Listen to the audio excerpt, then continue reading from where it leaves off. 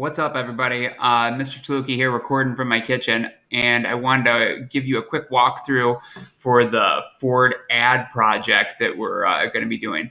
I had explained last week that I try to appeal to all different learning styles. This will look a little bit different this year with the remote learning, but I definitely think I'll be able to hit like auditory and visual learners because I do plan to, like that movie Flight 93. I'm going to have a lot of movie clips that I think I'll still be able to use on Google Classroom. There'll be a lot of me lecturing, which you've already gotten quite a bit of that. There's going to be quite a bit of like reading different texts and things like that that'll be coming up soon. But one thing that I also don't want to miss out on, even during a time of remote learning, is doing kind of like the art style projects. Now, this post, when you look at it initially, it might be kind of overwhelming to you because there's a lot of different attachments. All that stuff is just there to kind of help you out. Really, for this whole posting, it's not like you have a lot of different things you have to complete. You're basically just making an ad, pretending you work for Ford Motor Company. You're making an ad trying to recruit workers to come and work on the assembly line.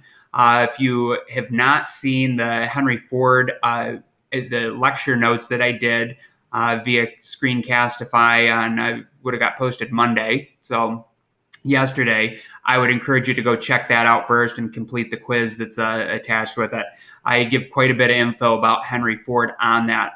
One of the things that I hit on was that Henry Ford, when he had kind of revamped the assembly line and made it so that the product moved instead of the worker moving, that made things much more efficient. He was able to bring the cost of cars down significantly, so much so that average American families could now afford vehicles. The downside to that was it was very monotonous, tedious work that you just did the same repetitive task over and over again. And when he was paying a kind of an average factory wage, he found that people kept quitting his factories. They might work there for a couple weeks, maybe a month or two. They'd get really bored and they'd end up bailing on him. And then he was constantly retraining new workers. Now, his factories were fairly safe. They were well lit. None of that, the safety concerns weren't a big issue at Ford, to my knowledge. But the boringness, the monotony of assembly line work, that was kind of a problem for him. So Henry Ford's solution was, how about I just pay the workers quite a bit more? I'll basically double the wage they'd be making in any other local factory, and that should hook them. And, once I pay them enough money, even if it is a boring job, I should likely have a loyal workforce. Another thing he did that was a big adjustment for the time, many factories worked 12-hour shifts, and they might work 2 shifts a day to run around the clock. Well, 12 hours is a long time. That's half your hours in a day. Ford decided, he said, this is a tedious job, but the productivity in my shop is very high. As long as I can keep loyal, highly trained workers in there on my assembly line, I can turn a good profit even if I have them work less hours. So he also made the shift to go to 8-hour shifts in a day, do 3 8-hour shifts. So now instead of working maybe I'm getting confused here. Instead of working 12 hours a day for maybe $2 or $3 for that whole day, you could work an 8-hour shift at Ford and make $5 a day. So you're working less hours and making more money. I hope I rewatched that. Maybe I might have got a little bit tongue-tied there. I apologize if I was being confusing. So, put this in perspective. Like today, I saw McDonald's is hiring. And I think they're hiring for a little over $10 an hour. Now, McDonald's is probably not anybody's dream job. Maybe some of you work there now. It's probably not like where you see yourself working for decades and decades to come, but it's a good place to start at. Now, if McDonald's was paying maybe $20 or $30 an hour, how many of you would consider working there and maybe stick around there for quite a while? You know what I mean? It might not be your dream job, but at a certain point, once the employer offers enough money, well, then you really have to do some thinking, and it can lead to, a very loyal workforce if you bump your wages up enough. So that was what Henry Ford did. And the $5 a day wage, I guess that really did the trick. It created a loyal workforce.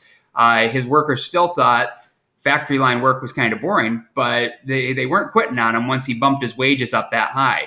Now I'm going to minimize me on the screen here. stuff I'd want you to see. It would be good to look over this attachment, the help wanted ad. This just gives some background information, more supplemental material. It kind of explains the task, essentially what I'm asking you to do by making this one-page ad that'll run in the newspaper, where the time frame is roughly 1914 when you'd be making this ad, and it's right after Henry Ford made the shift to 3 8-hour shifts a day and was paying $5 a day per shift, which was, remember, a very good wage at the time. It just explains it in a little bit more detail and gives you some historical background if you check out this one that's titled the Performance Assessment Activity, the Help Wanted part. So check that out, look it over. It might be helpful to some of you. Next up, I also attached my scoring rubric. So when you're making this ad, generally when we would do this ad project in class, I'd probably give you a day or two. And in every unit, I try to appeal to learners that also like to do like the artsy stuff and be creative. So this will be a little bit more tricky because we're not all in the room together. We don't have some of my classroom materials and colored pencils that I can let everybody share. Hopefully, most of you have at least some crayons, some colored pencils, markers, some of that stuff, and a blank sheet of paper. Have access to that at home. If you don't, contact me. We'll figure something else out. I would also be okay for this year, since we're kind of in remote learning mode, if you wanted to do your ad on some sort of a computer program or an app on your phone. I'm not an expert in any of that, any like graphic art and editing online stuff, but I know a lot of students are way more tech savvy with that stuff than I am. So if you want to do this assignment, kind of paper pencil or paper colored pencil, that's usually how most students go about it. But if you want to do it online with some computer program or application, I'm fine with that too. But my rule is you can't just go find an ad that ran in a newspaper for Ford Motor Company and turn it in as that's your work, because you didn't do any work. You just might have done a Google search, copy and pasted it, and turned it in. So you have to do something, put in some effort too, where you're making an ad pretending you're working for Ford Motor Company and running this in like the marketing department, and you're running this one-page ad, and you're trying to recruit workers in. It's like a help wanted ad. Important things to include. So the bullet pointed stuff right there. Make sure when I see your ad get submitted, I look that you include all of the following.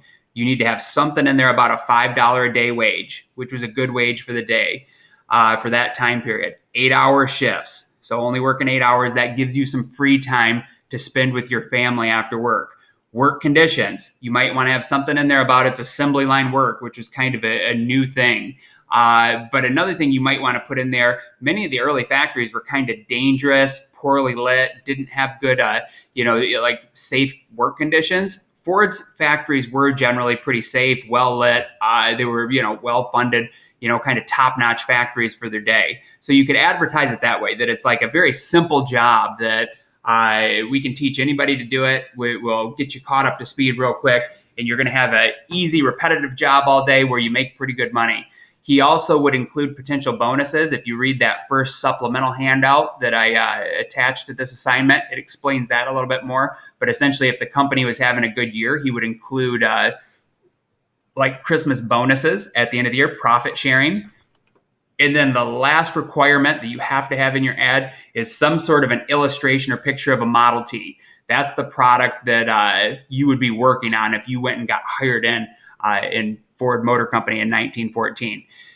Okay, the scoring rubric down below that, this will be a 15-point assignment. So I break it down by 5 points that you've just included all of the above components. 5 points for the quality of your illustration. So I look for, like a lot of students will include a Ford logo, or they'll include, or they'll also include a drawing of the Model T. That's the car, again, that you would be getting hired into the factory to produce. And then the last 5-point component is just color and creativity. Make it look nice. They say like ads should be aesthetically pleasing. Don't get too wordy with this. We will do writing assignments later on in the year. This is not a writing assignment. Generally, when you look at an advertisement, what's the first thing that your eyes go to as you're looking through a magazine, a newspaper, or even just on TV or on a screen? What do you see first? You see the colors and the images. So you want your ad project, you want this poster to be flashy, to be aesthetically pleasing, to look good. You would probably want to make that Model T and the Ford logo, anything you're adding in there, that should be kind of the centerpiece of your ad. And then you might bullet point and write in some words too. You do need words for this project, but I say for something that's like an ad-based project like this, the less words you use, the more impact they have. So less is more in a word sense for a project like this. You have to have some words on there explaining stuff like the $5 a day wage or the 8-hour shifts, but I would keep it very brief. Don't write me paragraphs or complete sentences on this. You'd want to bullet point it, make it very simple and concise where you can see the relevant information, and don't get too carried away with being like explaining it in too much depth. You're just trying to like get people to bite on this ad and get them to want to apply to Ford Motor Company. Last up, I also included some attachments of just photographs, and one is a sketch of Model Ts. Now there was a couple different varieties of them. Any of the ones I have attached would work fine. Let me show you a few different ones on the screen here. I kind of like this one, the old convertible style. Here's one that's an illustration. Many students will trace these. They'll print one off. Now, maybe you have access to a printer, maybe you don't. You could put it up if you have the right kind of computer screen. You could put your paper right over it and then just kind of lightly trace on it.